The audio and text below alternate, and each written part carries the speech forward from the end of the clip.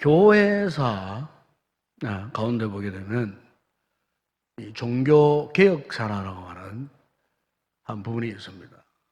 초대 교회, 중세 교회, 그리고 근대 교회, 근세 교회, 현대 교회 등 이렇게 나눕니다. 그 교회사 가운데 한 영역인 이 종교 개혁사 14세기에서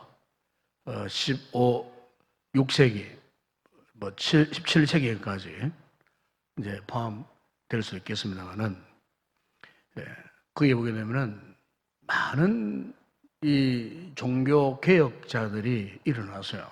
우리 흔히 이제 제일 잘 알고 있는 이 종교 개혁자가 마틴 루터, 1517년도 독일 비트메르트 대학 교회 그 예배당 정문에다가 이제 면죄부에 반박하기 위해서 95개 이제 조항을 붙이고 개혁을 선포해서 이것을 현대 교회가 이제 종교 개혁 기념 주일로 이렇게 매년 10월 30일 그 어간 주일이 되면은 전 세계 교회 계신 교회들이 이제 종교개혁 기념주일로 그렇게 지킵니다. 실제 이제 이 마틴 루터보다도 거의 한 6, 70년 전에 이미 체코의 프라하에 얀 후서라고 하는 이 사제가 있었어요. 사실 이분이 종교개혁의 선구자입니다. 사실 이제 이 루터가 이 종교 개혁 빛을 들기 전에 이 얀 후서가 먼저 개혁을 부르짖었어요. 그가 1414년도입니다. 그러다가 이제 그 강력한 이 로마 가톨릭의 이 세력에 의해서 추방을 당합니다. 그 체포돼갖고 도미니칸 수도원의 그 지하 감옥에 갇히게 되었어요. 그러다가 이제 1년 후에 1415년에 이 콘스탄츠 공의에 의해서 이제 이단으로 정죄를 당합니다. 사형 선고를 받았습니다. 그리고 그 다음 날 이제 그 콘스탄츠 외곽적으로 끌려가요. 끌려가서 거기에 이제 화형을 당합니다. 이게 최초로 종교 개혁자 가운데 최초로 순교.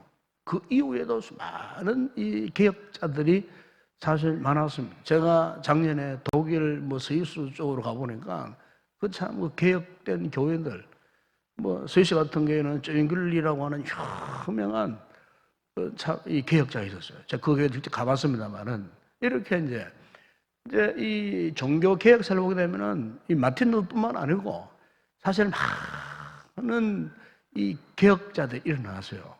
그런데 그 당시에 로마 가톨릭의 권력이 워낙 강력했어요. 왜냐하면 그 당시에 로마 가톨릭은 세상 정부의 세상의 임금이나 황제까지도 좌우지할 정도가 되었으니까 그렇다 보니까 이 교회가 타락할 수밖에 없었어요. 자신들의 어떤 그 입지 조건을 유지하기 위해서 개혁자가 일어나면 당장 처단해버렸어요. 화형시켜버리고 죽여버리고 더 이상 이 교회의 개혁에 대해서 언급하지 말라는 거죠. 왜냐하면 그 당시에 하나님의 말씀도 이 사제들만이 독식했어요.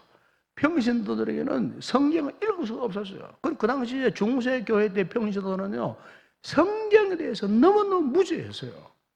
왜냐하면 이 라틴어로 번역된 이 라틴어 성경은 사제들만의 것이었어요. 일반 평신도들은 그 라틴어로 번역된 그 성경을 갖고 있으면 중범죄, 처형당하게 되어 있었어요. 그렇기 때문에 일반 신도들에게 요즘처럼 번역된 성경들이 여러분들 집에 가면은 많이 있지 않습니까? 중세시대에는 함부로 그 성경을 아무나 다룰 수가 없었어요. 그 사제들만의 것이었기 때문에. 왜냐하면은 이 교회가 말씀으로 변화되어지고 개혁되어지는 것을 싫어했어요. 엄밀히 말하면은 중세 교회의 교회는요, 하나님께서 본래 세우신 1세기 초대 교회, 사도들을 통하여 세워진 그런 교회가 아니었어요. 한마디로 말하면 지난주에 표현이지만 사탄의 집단들이었어요. 마귀의 집단들이었어요. 교회가 아니었어요. 그래서 왜 개혁자들이 일어나는가? 이같이 철저하게 타락해버린 교회가 아닌 교회에 존재하는 이 교회가 이제 1세기 사도들이 선포했던 그 복음의 본질로 돌아가자. 사도들의 그 신앙 고백으로 세우셨던 그 본래의 교회의 모습으로 돌아가자. 1500년 동안 철저하게 타락했던 이 중세 교회가 1세기 예수님께로부터 직접 말씀을 배우고 훈련받고 복음을 전파했던 베드로와 바울을 포함한 이 사도들이 세웠던 그 교회의 모습으로 돌아가자 외쳤던 것이 이 종교 개혁자들의 공통적인 모토였습니다. 설교관이었습니다. 이것을 가장 싫어했던 세력이 바로 로마 카톨릭, 이 천주교.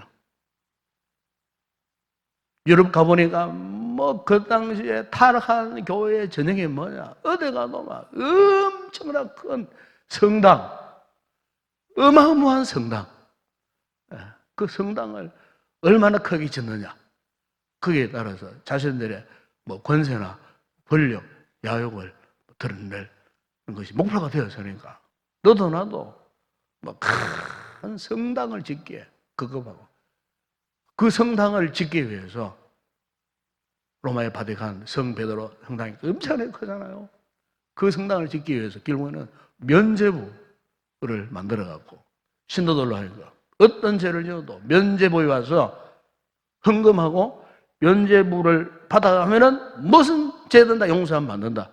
이렇게 거짓 진리를 가르쳐갖고 그 면죄부를 받기 위해서 어리석은 신도들이 말씀에 기반이 없는 신도들이 성경을 전혀 모르니까 죄 용서하면 오직 예수 그리스도만을 통해서 구원받고 십자가의 복음을 통해서 구원받는다. 이 중요한 복음의 본질을 중세교회 신도들이 모르니까 죄사함 받기 위해서 가톨릭 교회가 제정한 면죄부를 받기 위해서 엄청난 헌금을 내고 면죄부라는 쪽지가 있어요. 한 종이.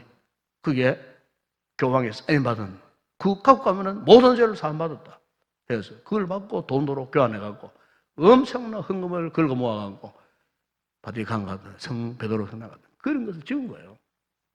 그러니까 이 복음의 진리와는 전혀 상관없는 이 같은 영적인 흐름이 무려 1500년 동안 지속이 된 겁니다. 그래서 이 뜻이 있는 이 개혁자들을 통해서 순교를 각오하고 교회를 바로 세우기 위해서 그들이 그렇게 개혁 운동을 하게 되었다는 것입니다. 여러분, 그러면 여러분 생각해 보세요. 1500년 동안이나 이 교회가 이 성도들이 왜 진리의 복음을 깨닫지 못했을까? 그 이유가 뭘까? 이것은 오늘 우리에게 동일한 거예요. 믿음 생활 수십 년 했지만은 왜 지금 내 자신이 복음의 진리를 제대로 깨닫지 못하고 있을까? 그 원인은 뭘까? 여러분, 우리 사람에게는 누구나 이 자아라는 게 있어요. 자아. 이 자아라는 것이 아담과 하와가 범죄하고 타락했을 때 이 자아가 일그러져 버렸어요. 본래 하나님 주신 이 자아는요, 건강한 거예요. 왜? 하나님 형상을 닮은 하나님의 이 거룩한 영으로 지음받은 인간의 본래의 자아는 정말 순결했어요. 깨끗했어요. 그냥 하나님과 거의 흡사한 닮은 그런 꼴이었어요. 그런데 인간이 범죄 이후에 이 자아가 깨어져 버렸어요. 죄로 말미암아 타락하고 일그러져 버렸어요. 그러니까 그때부터 지금까지 사실은 모든 사람들의 자아는요 왜곡되어 있다고 알아요. 찌그러져 있어요. 우리가 사실 아무리 경건생활 오래 해도요, 우리의 자아가 완벽하게 100% 온전하고 건강한 자아가 없어요. 저도 그렇고 여러분도 그렇고. 우리가 믿음 생활을 왜 하느냐? 이 자아를 회복하기 위해서, 이 자아를 온전하게 지키기 위해서. 왜? 변형된, 깨어지고 일그러진 이 자아 때문에 우리가 제대로 된 믿음 생활을 할 수 없는 거예요. 네? 일그러진 자아 때문에 하나님과 진정한 교제를 할 수 없는 거예요. 이것은 중세시대 교회들만 그런 게 아니에요. 오늘날에도 마찬가지예요. 왜곡된 자아로 인하여서 교회를 다니긴 다녀도 진리의 말씀을 의심하게 되고, 왜곡된 자아 문제 때문에 말씀을 듣고 훈련받아도 말씀 앞에 제대로 순종하지 못하고, 자신의 잘못된 자아로, 왜곡된 자아로 오히려 하나님 말씀을 들으면은 비판하기 일수고 불순종하기 일수고. 여러분, 마틴 루터가 생존했던 그때의 그 중세 교회의 영적인 상황이나 어쩌면 오늘 현대 교회 안에 이 같은 중세 교회적 일그러진 왜곡된 자아로 믿음 생활을 하는 이런 성도들이 오늘날에도 있다 그 말입니다. 그때 그 시절에만 그런 왜곡된 자아를 품은 교인들이 있는 것이 아니고, 성도들이 있는 것이 아니고, 교회가 존재하는 것이 아니고, 오늘날에도 충분히 왜곡된 자아로 진리를 진리로 받아들이지 못하고 오히려 불순종으로 일관하는 이런 잘못된 믿음 생활을 하고 있는 이런 성도들이, 교회들이 있다 그 말이에요. 이것을 누가 가장 즐거워할까요?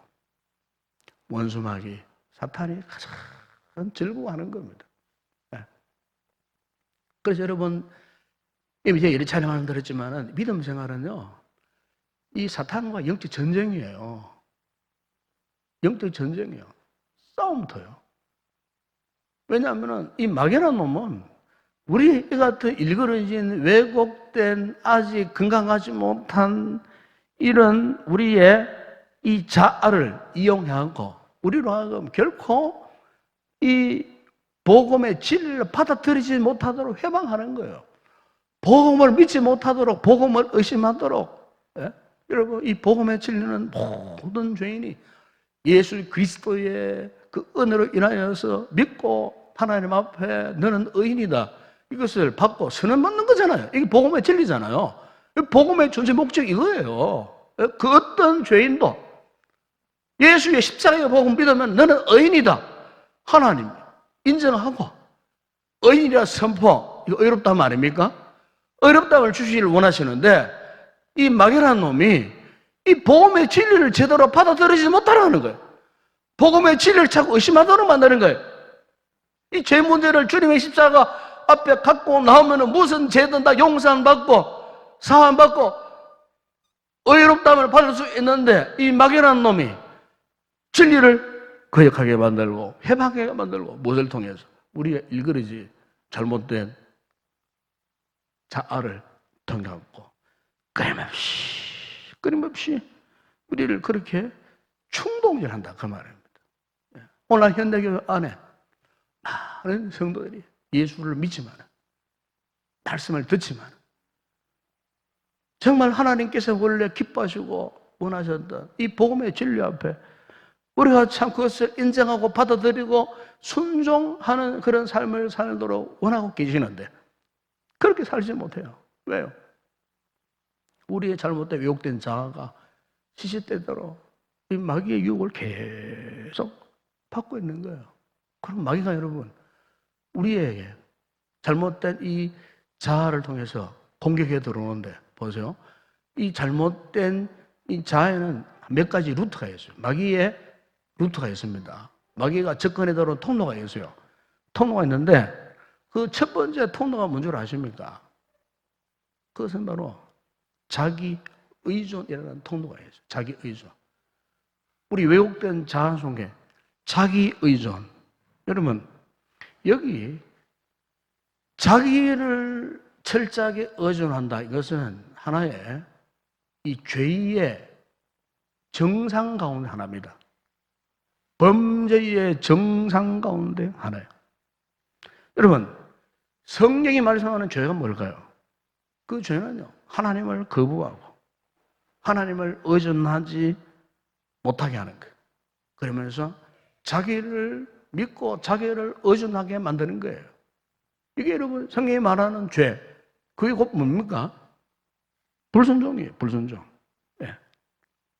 인간이 왜 죄로 인해서 잘못된 상태 위에 머물 수밖에 없는가? 그 이유는 하나님을 의존하도록, 하나님을 의지하도록 창조된 이 상태를 거부하고 스스로 자꾸 자기를 의지한다는 거예요. 자기를 신뢰한다는 거예요. 하나님을 찾고 그분을 의지하고 그분의 손을 붙들어야 되는데 자기 힘으로, 자신의 어떤 의지의 힘으로 자기가 한번 살아보겠다는 거예요. 여러분, 우리가 흔히 이 신앙생활 중에 열심으로 교회를 섬기고 봉사하는 성도들이 많아요. 그런데 의외로 겉으로 볼 때는 정말 열심으로 교회를 섬겨요. 열심으로 봉사하고 일도 참 잘해요. 그런데 그런 모습들 가운데 정상적인 봉사나 정상적인 섬김이 아닐 수가 있어요. 의외로 사탄이 나름대로 열심으로 재능도 있고 뭐 기능도 다 갖추고 있고 똑똑하고 공부도 많이 했고 뭐 그 일사불란하게 일도 참 잘 처리해. 그런데 사탄이 바로 그들 아주 교묘히 이용합니다. 뭐라고? 너 자신을 믿고 너의 열심으로 해봐라. 이거예요. 너를 믿고 너의 은사적 기능을 믿고 너의 열심, 그러니까 너의 인간적인 열심, 인간적인 총명함, 인간적인 똑똑함, 이것만 믿고 그냥 열심히 해봐. 너 보면 참 좋은 말인 것 같아요. 그러나 여러분, 바로 이것이 뭐냐면은 죄의 전형적인 정상입니다. 자기를 의존하는 거예요. 자기를 믿는 거예요. 그래서 여기에 걸려들면은 자꾸 자신의 업적, 자신의 어떤 활동에 의지해서 살아가게 된다는 거예요. 자기를 의존하며 살아가는 자들. 이 사탄은 공격 대상으로 삼는다 그 말입니다. 공격 대상으로. 그게 바로 사탄의 우리를 공격하는 영적 전쟁에서 우리를 공격하는 하나의 통로, 루트가 된다는 거예요. 여러분, 자기 의존 경계하시기 바랍니다. 우리 가운데 누가 자기를 의존할 만한 능력을 가진 사람 누가 있습니까? 아무도 없어요. 그런데 사단은 자꾸 우리로 하여금 자기를 의존하도록 유혹하고 있다는 겁니다. 또 하나, 이 사단의 공격 통로가 온다는 건 뭐냐면, 자기의 의입니다. 자기의 의. 자기의. 자기의. 여러분, 우리 인간의 실상은요, 실상을 보게 되면은, 이제 이 도덕을 굉장히 중시합니다. 도덕. 되게 보면, 이거는 신자든 불신자든 이 도덕을 굉장히 중요하게 여기죠. 그래서 제가 이제 사전에, 국어사전에 이 도덕이라는 말을 찾아봤어요. 찾아보니 국어사전에 이런 정의를 해요. 도덕이란 뭐냐? 사람으로서 마땅히 지켜야 할 도리 및 그것을 자각하여 실천하는 행위의 총체. 이 도덕을 그렇게 표현했어요. 국어사전에 보니까. 그러니까 사람이 사람으로서 마땅히 지켜야 할 이 도리, 행위. 이것을 이제 도덕이라고 그래요. 물론 이 같은 이 도덕은 선한 겁니다. 그렇지 않습니까? 선한 겁니다. 하지만 도덕적으로 악한 죄를 지은 일이 없고 다른 사람들과 비교해서 자신이 도덕적으로 더 낫다 여기는 그 사람. 그리고 그 사람은 스스로 이제 자신이 더 의롭다. 이렇게 생각하는 겁니다. 나는 이렇게 선한 일을 많이 했고, 이 사회적으로 내 자선도 많이 베풀고, 아니, 우리 성도들 같으면 내 교회 안에서 이런 공로도 있고, 저런 공로도 있고, 내가 다른 사람보다 더 열심으로 참 교회를 이모저모 여러 곳에서 날이 많이 섬기고 봉사하는데, 나는 참 대단한 사람이야. 그렇게 생각한다면은, 그것은 자기 의라는 거죠. 자기 의. 자기 의라는 거죠. 자, 교회 어떤 직분이 있다. 또 직분을 내가 참 주께로부터 얻었다. 그런데 그 직분은 뭡니까? 하나님이 더 잘 섬기라고 주신 거예요. 그런데 이 직분을 가지고 더 열심으로 충성하고 더 봉사하고 더 잘 섬겨야 되는데 이거 직분이 변질되어 버리는 거예요. 무엇으로? 자기 의로 변질되어 버린 거예요. 교만해지는 거예요. 자기 의입니다, 자기 의. 직분을 받으면 더 순결해지고 더 순수해지고 더 겸손해지고 이 못난 인생 하나님 나라 위해서 서시려고 이 귀한 직분을 주셨는데 내가 다 열심히 받도록 충성하는 게 정상적인 거예요. 그런데 직분을 받는 그때부터 내 마음이 교만해지는 거예요. 뭔가 대단한 어떤 권력의 자리를 획득한 것처럼 내 마음이 꼿꼿해지고 봉사가 생김이 어느 날 사라져버리고 그냥 자기의 어떤 위치만 주장하고 그것만 폼 잡고 지키. 이게 뭐냐면은 결국은 자기 의가 되어버린 거예요. 그럴 그 사람은 애초에 그런 직분을 얻을 필요가 없었어요. 왜? 이전에는 그 안에서도 열심히 충성하고 섬겼거든. 하나님 그거 기뻐하시는 거예요. 그 모습을 기뻐하시는 거예요. 그렇지 않겠어요? 그런데 직분 때문에 오히려 더 봉사할 거 봉사하지 못하고 성경을 섬기지 못한다. 그것은 결국 뭡니까? 자기의. 이건 절대로 하나님 앞에 바람직한 모습이 아니에요.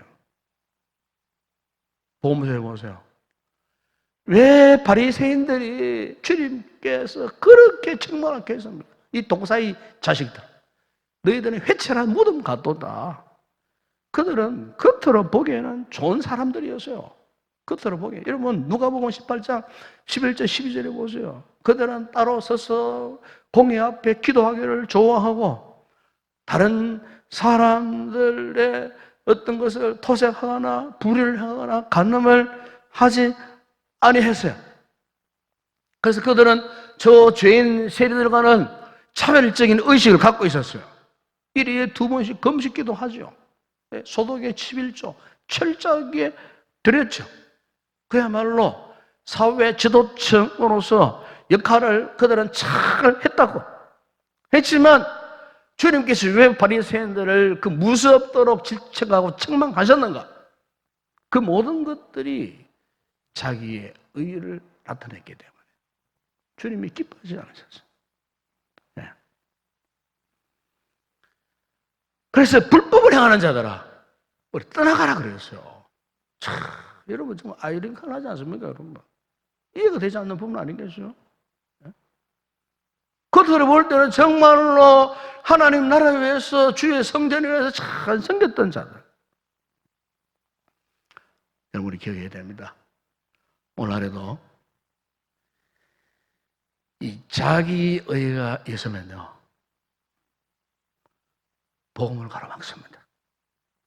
복음의 진리를 가로막습니다. 이 무서운 겁니다 이게. 그래서 참 여러분 사단은 IQ가 2000내라 그러잖아요. 아닌 것 같으면서도 긴 것처럼 긴 것 같으면서도 아닌 것처럼 이 자기 의를요 이렇게 나타내게 해서 이 복음의 진리를 가로막아버려요. 복음에 참된 진리 앞에. 네. 공동체 안에서 이 잘못된 자기의 은연중에 당연히 하나님의 은혜로 고백해야 할 것을 자기의로 그렇게 인정해버려요.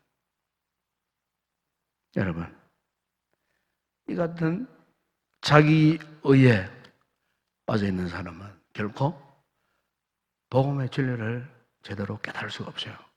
이건 꼭 기억하셔야 됩니다. 자기의는 복음의 무서운 적입니다. 자기의는 교회 공동체의 무서운 적입니다. 여러분.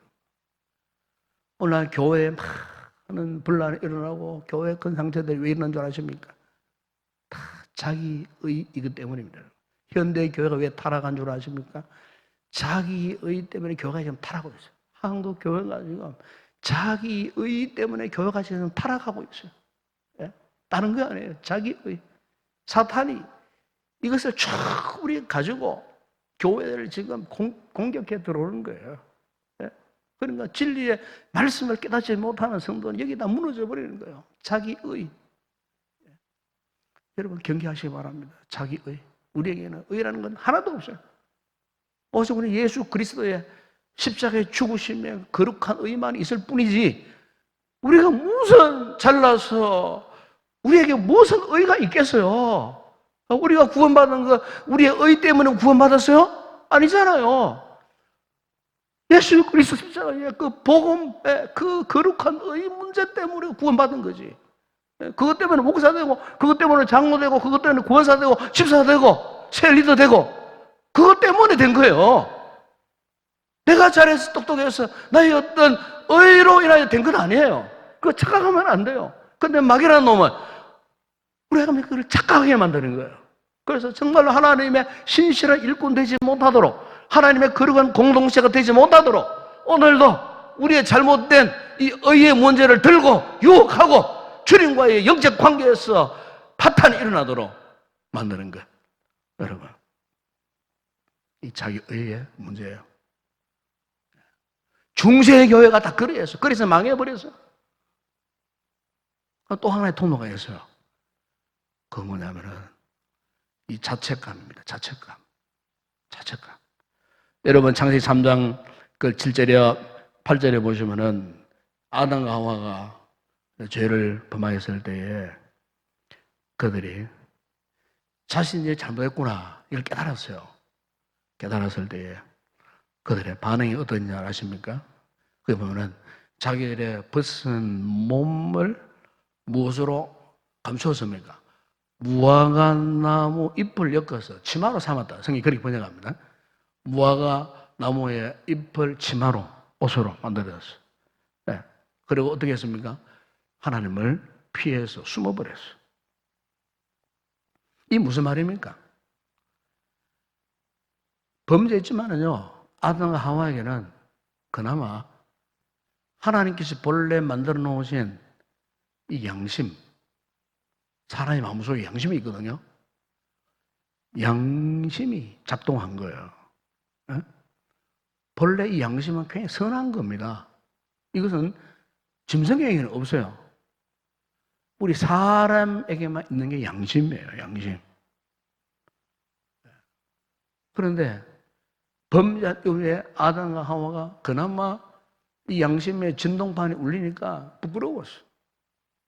그 자신의 몸을 무화과 잎으로 감추고 그것도 모자라서 하나님 앞에 나설 수 없으니까 아담과 하와가 어떻게 해서 하나님 앞에서 숨어버렸어요. 우리 하나님은 아담아 네가 어디 있는지 찾아 나섰지만은 정작 이 아담은 하나님 앞에 나설 수가 없었어요. 왜? 양심. 여러분 양심은 선한 거예요. 그런데 범죄한 이후에 악한 마귀가 바로 우리의 양심을, 인간의 양심을 가로채버린 거예요. 악한 원수 마귀가 우리 양심을 가로챈 그 결과가 뭐냐? 자책하게 만들어버린 거예요. 자책에 빠지게 만들어본 거예요. 자기의 죄를 바라보면서 자신을 정죄하는 상태에 던져버린 거예요. 이게 무서운 거예요. 여러분, 우리에게 이거 죄구나, 죄를 깨닫는 죄의식은 필요한 거예요. 그러나 여러분, 죄에 대한 자책감은 마귀가 주는 거예요. 아시겠어요? 이 자책감 때문에, 죄 문제 때문에 고민하고 걱정하고 염려하고 얼굴에 그늘이 지고 우리의 감정이 막 우울해지고, 이 자책감 때문에 무서운 겁니다, 여러분. 우리의 양심 마귀의 그늘, 마귀의 소나기에 접수되어 버리니까 죄의식은 강고도 없고 오로지 자책감에 그게 빠져버리는 거예요. 이 자책감에 빠져보세요. 마귀가 질질 이끄는데 끌어갈 수밖에 없어요. 이 자책감이 그래서 무서운 거예요. 네? 여러분, 우리 하나님께서는요, 죄는 미워하셔요. 그러나 그 죄를 지은 사람은 절대로 미워하시는 분이 아니에요. 믿으십니까? 네? 하나님은 죄는 철저하게 미워하셔요. 근데 하나님이 죄의 미움 때문에 죄를 지은 우리 인간까지 미워하시는 그런 분은 아니에요. 이걸 아셔야 돼요. 우리 성도들 때는 믿음생활 하다가 뭐 죄를 지을 수 있어요. 실수해서. 그렇죠? 죄를 지을 수 있어요. 그러나 죄를 지었다고 해서 죄를 지은 나를 하나님이 버리시느냐, 저주하시느냐, 포기하시느냐 아니에요. 여러분, 십자가 보험의 진리가 무엇입니까? 그 어떤 죄를 지은 인간도 십자가 보험 앞에 와서 엎드리고 두 손 들고 회개하면은 예수의 흘리신 십자가의 거룩한 보혈로 우리의 모든 죄를 다 용서함 받고 당신의 자녀상을 주시는 것. 이게 여러분 복음의 절대 진리 아닙니까? 그렇죠?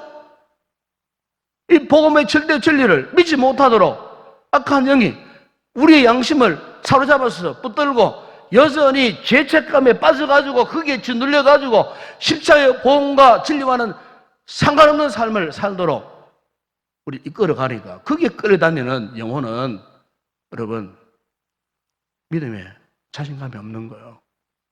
마치 아담과 하와가 죄 짓고 불숲에 숨어서 하나님을 뵐 면목이 없으니까 숨어 다니는 것처럼 바로 그 영적인 그 자책감을 말하거든요. 우리가 믿음 생활을 이걸 경계하셔야 돼요. 우리 누구나 인약하기 때문에 죄를 지을 수 있어요. 그리고 그 죄 문제를 끌어안고 전전 건강하고 말이지. 자책감이 사로잡혀갖고 말이지. 은혜 생활하지 못하고 기도하지 못하고 말씀 앞으로 나오지 못한다면은 여러분 어떻게 되겠어요? 이것을 누가 노린다고요? 마귀가 노리는 거예요. 마귀가. 이걸 아셔야 돼요. 영적 전쟁에서 다 정리합니다.